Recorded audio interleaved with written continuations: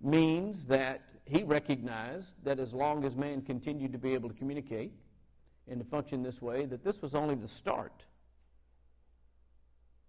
of their unwillingness to do what he had commanded them to do. That this was the beginning of the descent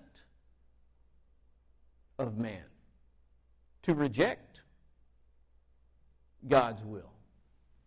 And so he was going to do something about it. He's acting this time. In Noah's day, man had descended to the point to where not anyone on the earth except Noah found favor with God, because they had all gotten to the point that they only thought of evil continually. God steps in and says, I'm not going to let this happen. I'm going to make a change, because this is only the beginning.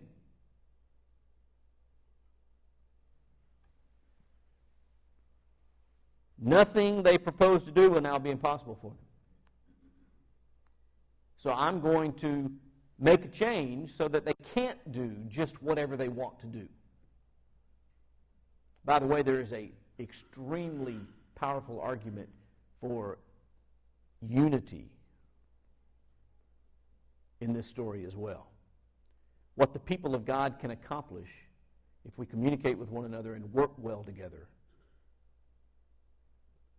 And as Paul puts it in his letter to the Corinthians, that you all speak the same thing. Exactly. The church at Corinth had division among it, and the solution, according to Paul, was that they spoke the same thing, which is what these people had been doing, right? Behold, they're one people. They have one language. This is only the beginning of what they will do. Nothing they purpose to do will now be impossible for them. Come, let us go down there and confuse their language so that they may not understand one another's speech.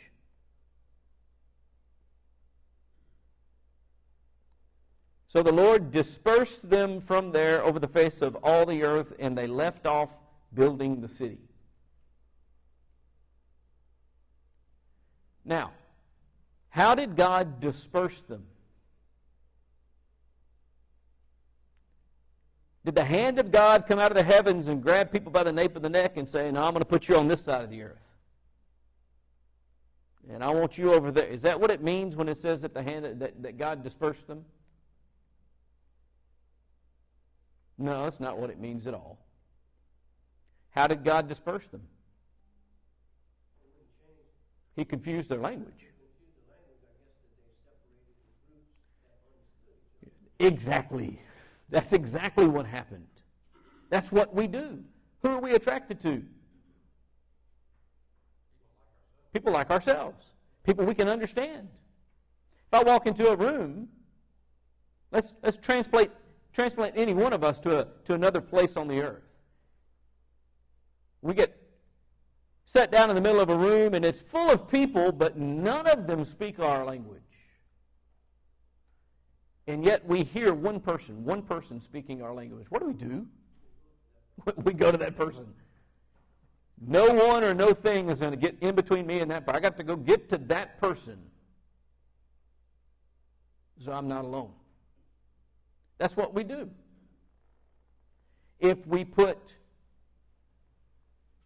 ourselves in a situation where there is ethnic diversity, that's what happens. If we put ourselves in a situation where there is gender diversity, that's what happens. If we put ourselves in a situation where there is age diversity, that's what happens. How many times have you been at a function and there have been a room full of adults and a room full of children, or a room full of men and a room full of wives? That's what happens to people. And that has some other consequences that develop as a result of this. This is what it's talking about in chapter 10 and verse 25 when it says it was in Peleg's day that the earth was divided.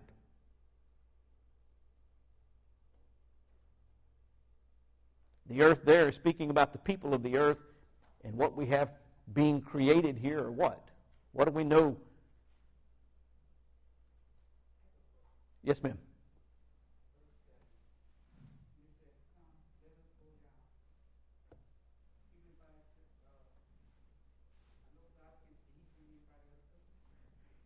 let us is the same us from Genesis chapter 1 when he said, let us make man in our image. It's the plurality of the Godhead.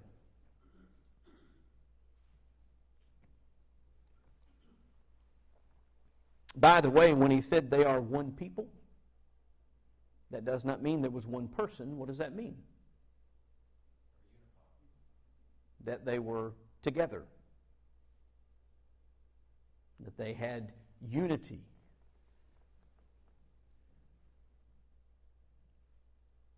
I believe that's what the Bible means when it says, behold, God is one God.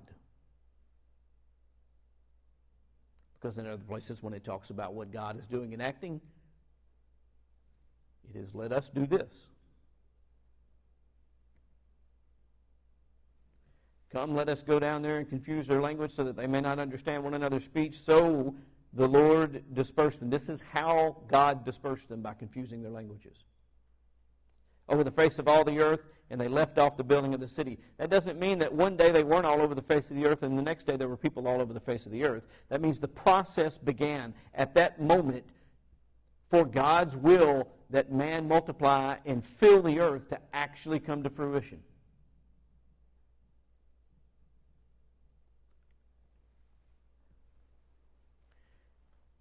What's taking place here is ethnicity and nationality is being created. Remember, all of these people came from where? From Noah. The three sons of Noah. And that's what chapter 10's just done, is broken down, where all of these peoples came from each of these sons, Shem, Ham, and Japheth. These people are from Shem. These people are from Ham. These people, all of these people arose from the same family. And so what God is creating is ethnicity. And ultimately nationality. What's the difference between ethnicity and nationality? This is a free social science lesson in the middle of a Bible study.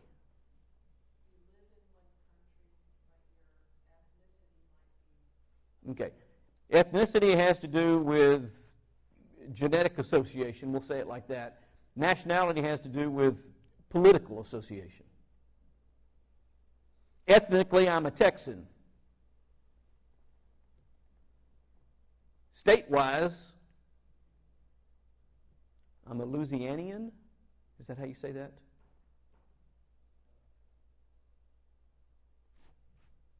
I've lived here 16 years.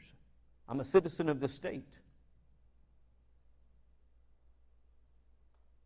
We're all Americans, but we don't all share the same ethnic background. If anybody has any questions about that, just take a look around the room. Some of us descend from European Anglos. Some of us descend from more than likely African peoples. Some descend from, if we want to get more specific, Francophone people. And some descend from the English.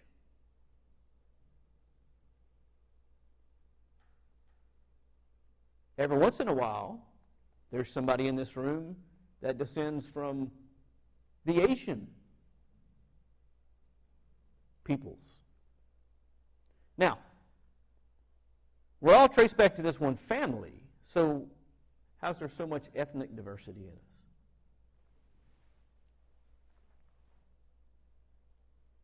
It goes to something that Byron said a moment ago.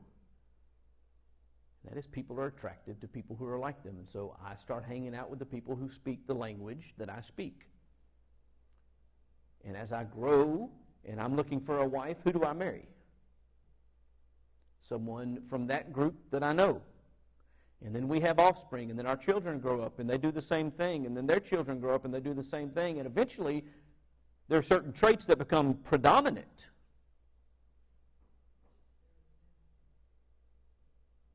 We started off being in a common family, but once you narrow that down and you get one group that continues to have offspring within itself, then you get traits that become dominant over other traits. Same way that you deal with cattle. If you want black cattle, you just keep breeding black cattle with black cattle until eventually that's all you're going to get is black cattle. Yes, ma'am.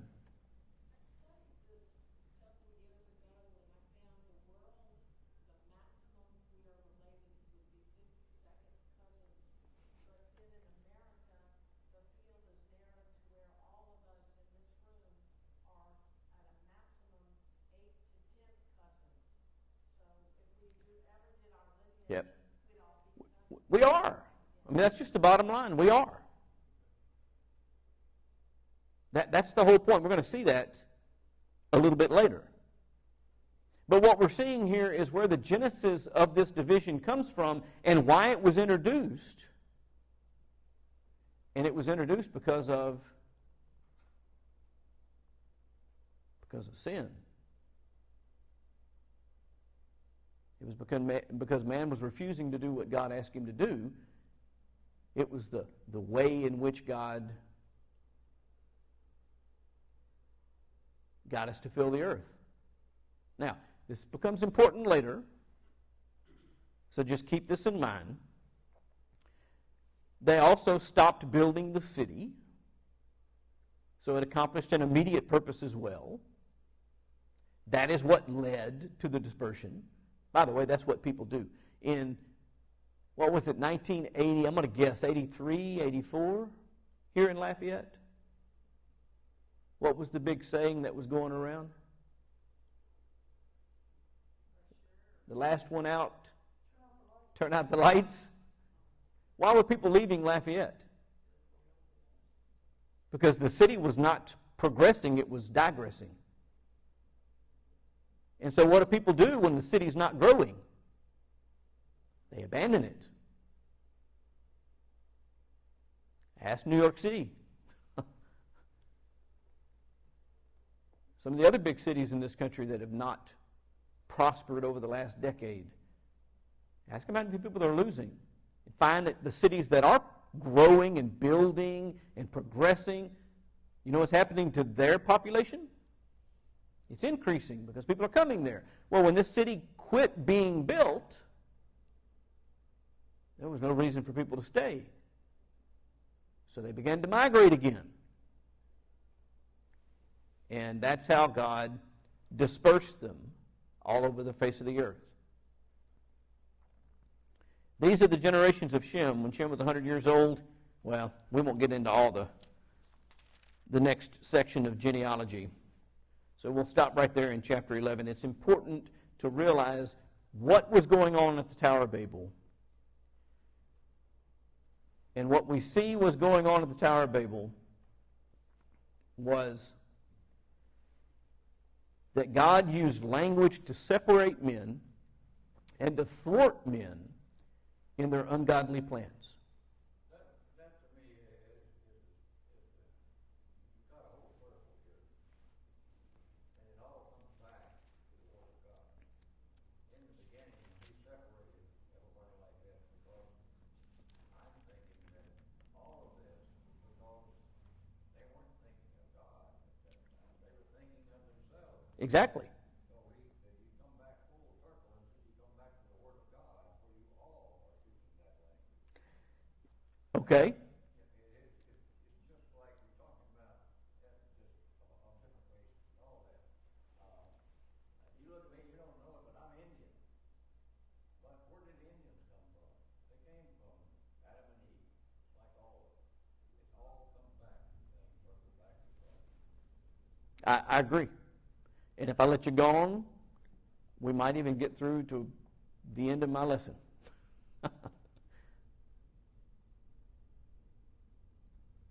Because something is going on here. And we're being taught something. The real problem with these people is that they were becoming reliant upon themselves. Come, let us do for ourselves. Did you notice that language? Let us make for ourselves a city. Let us make for ourselves a name. So when James talks by inspiration many, many, many years later, he says that don't boast that you're going to go to such and such a city and spend a year there and engage in business and make money, but instead say what? If God wills, keep God in the plan. Remember that He's the one that makes you live and move, that He's the one that gave you being. Remember that He's the one that makes you prosper. These people had become reliant upon themselves. Let us do these things for ourselves. And the end result of that is they were setting goals that were contrary to the goals of God.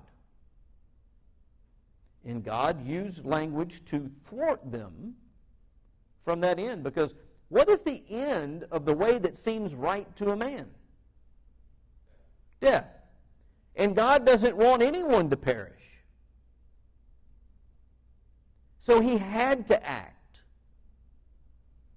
to prevent them from becoming self-reliant to the point that they forgot about God, they accomplished their purposes, and they died separated from God. He had to act, yes. I just wanted to make a comment about the statement James made. Mm-hmm. We've all developed the habit of not, that's actually being very bold the way we express, I'm going to do this and find out tomorrow. And another thing is, if we were to practice what James said, then we would be constantly reminding each other of God's control in our life. Right, exactly. Like you and I talk, and I say, I'll see you tomorrow, if God wills. That God will be in our speech all the time. To use Paul's language in way to describe this, I don't even know if it's fair to say Paul's language, because he was inspired by the Holy Spirit when he wrote it, so really it's God's language. It is no longer I who live, but Christ lives in me. That's the attitude that we ought to have. Not, I'm going to do this for myself. This is what I want, and so this is what I think I need, and this is how I'm going to do it. But what ought to be first in our consideration is what? What has God said? And how do I accomplish God's purposes and God's will? How do I use my life to accomplish His purposes? And so that arrogance is really the problem with the Tower of Babel, and it's really what he's addressing. And one of the ways that we get less arrogant is to be less successful. And so he built in failure to their problem because he created communication barriers for them. And it becomes our duty, and Greg already brought it up earlier in the instruction to 1 Corinthians, it becomes our duty to strive to communicate properly with one another so that we can be successful. And that's only good when I do it what? To accomplish and to fulfill the purposes of God. When we do such things to fulfill our own purposes and to accomplish our own desires, we're the same thing as the people of Babel. We just don't know it. Hate to break it to us, but our nation is essentially the same thing as the people of Babel. Look at how great we are. Look at how mighty our army is. Look at how powerful we are. Look at all of our wealth. Look at this great nation that we built. People are coming to America because we're so wonderful. It's the very attitude of the people of the Tower of Babel era, and the attitude of many of the people, I'm not going to say all of the people, but the attitude of many of the people who were in the beginning of the construction of this nation were careful to express that this is only possible with God's divine help and God's divine direction. There's been a shift in mindset. We've become self-reliant and believe that we can do for ourselves. And that has led to a lot of problems, to a decay of the family, to a decay of morality. And eventually that will that will bring about the destruction of the very thing that we take pride in. How does that happen? Through the introduction of division. What did Jesus say about that? A house divided against itself cannot stand. It never has been able to. Didn't work in Greece, didn't work in Rome, didn't work in Great Britain. It's not going to work here. So as that division increases, the likelihood of failure increases. That is what God did. He built failure into their systems so that they would become more humble. All right, chapter 18 and verse 18, we've seen the creation, and we looked just very, very cursorily at it, but we've seen the creation of nations. Look at the promise that's made to Abraham. Abraham shall surely become a great and mighty nation. By the way, Abraham actually became several great and mighty nations. But there was one in particular under consideration in this verse. Abraham shall surely become a great and mighty nation, and all of the nations of the earth shall be blessed in him. Do you notice that language? All of the nations of the earth. God had created the foundation to make all of these nations, but he has never excluded any of the people. The promise was that I'm going to raise a particular nation and use that nation to bless all nations. And we see that again in chapter 22 in verse 18.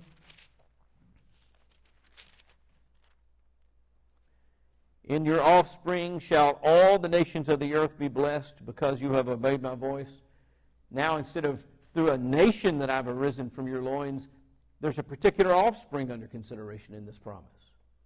Chapter 26 and verse 4.